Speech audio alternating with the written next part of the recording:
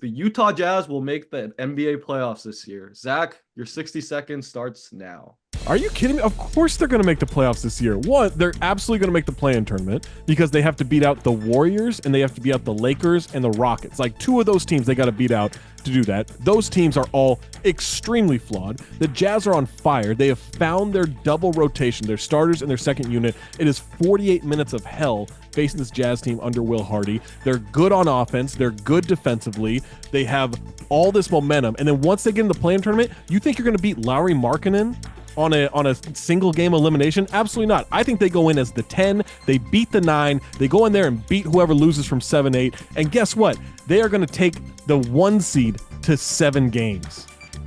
That it's a no-brainer that the Utah Jazz make the playoffs. They are on fire. This isn't last year where they send off some veterans, Mike Conley gets traded, and all of a sudden they're done and they fall apart. No, they're building now. They had their bad part at the beginning of the season. This team is easily going to make the playoffs. I don't even think it's up for debate. Dave shouldn't even respond to this. Time. Dave, your 60 seconds. Can I real quick ask for a clarification? Do we mean make the playoffs as in top 6 at the end of the season, or make the playoffs as in make the play-in, win a play-in game, and make the play-in, win the play-in? Okay, just wanted to clarify here because, I know this game can choose to be pedantic when it wants to. I just think the premise of this is a little bit far-fetched. This is a good story. Great coach. Will Hardy really just coaching his tail off. Fun team. Colin Sexton having a career season. Lauri Markkanen, excellent. They're likely to make the play-in. But that 7-8 battle, whoever it is going to be 2 better teams than the Utah Jazz.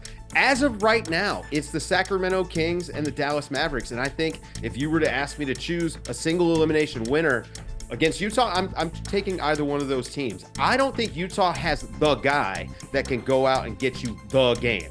And that's the one thing that's holding them back. I think Lauri Markkanen, great player, all-star player. He's not a number 1 guy. And when you look at Sacramento, you look at Dallas, you look at Phoenix, you look at New Orleans, they all just have a guy who can go get you a bucket. And that's what matters the most come single elimination time. So great story, good team, gonna make the play-in.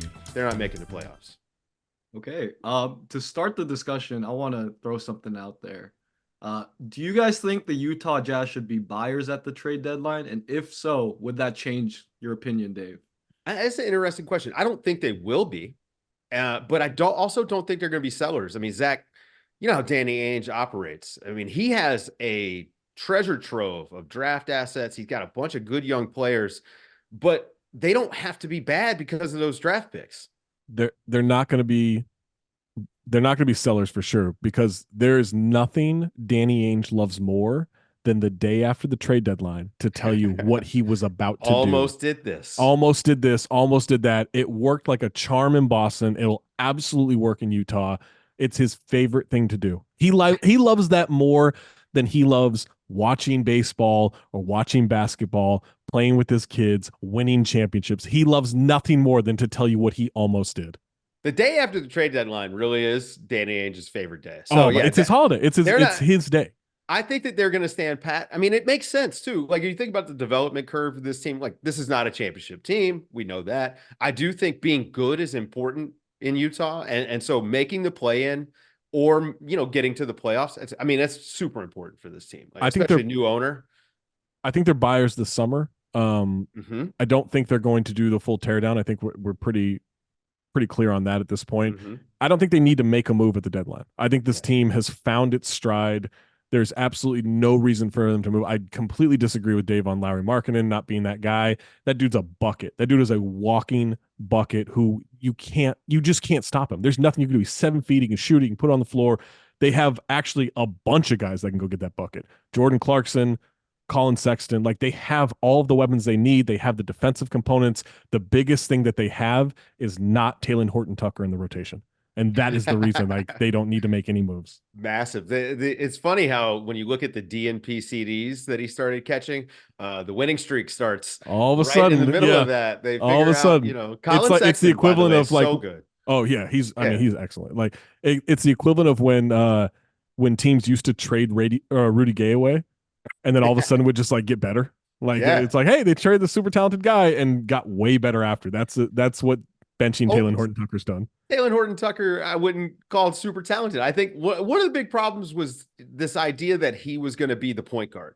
you know, and he's so clearly not that guy. And Colin Sexton just being, you know, average as far as a lead ball handler goes in the decision making aspect, and being lights out shooting the ball has helped this team immensely. I actually think it's a brilliant strategy by Will Hardy at the beginning of the season. Like, Talen's our point guard, because he looked at Chris Dunn, he looked at Keontae George, and he looked at Colin Sexton and said, "You can't beat that guy out for to be my lead guard.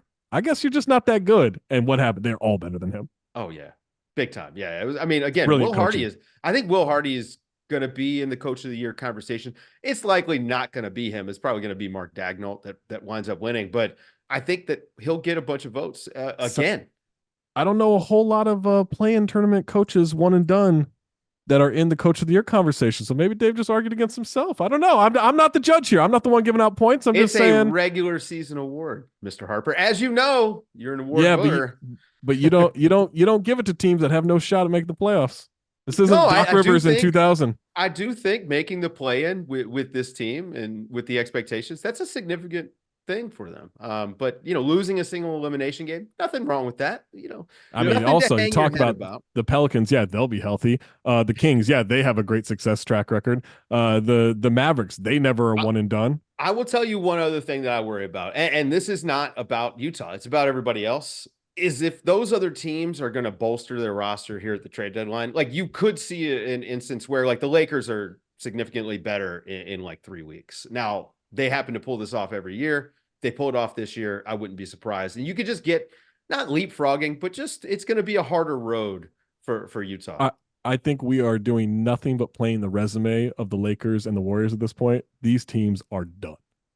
They are Well, not the good. Warriors are cooked. I don't even think the Warriors, and you know, fine, this year has kind of been awful, especially like recently. And I think the Warriors this year, that season is just over. We talk about Taylor Horton Tucker getting out of the rotation. Christian Wood is still very much in the Lakers rotation.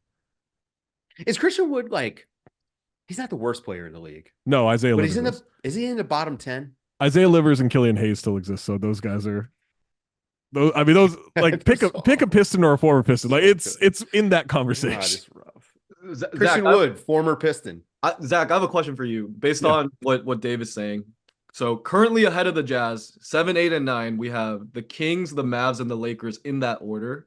Mhm. Let's say all three of them at the trade deadline, they make some sort of deal to get at least marginally better. Does that change the way you feel about the Jazz? Because the Jazz would then have to be better than at least two of those three teams. No, because I don't think the Kings can make a move that fixes their defense. Right? The Mavs probably end up in the top 6. Like I think that as long as they're healthy, like I think they'll end up in the top 6.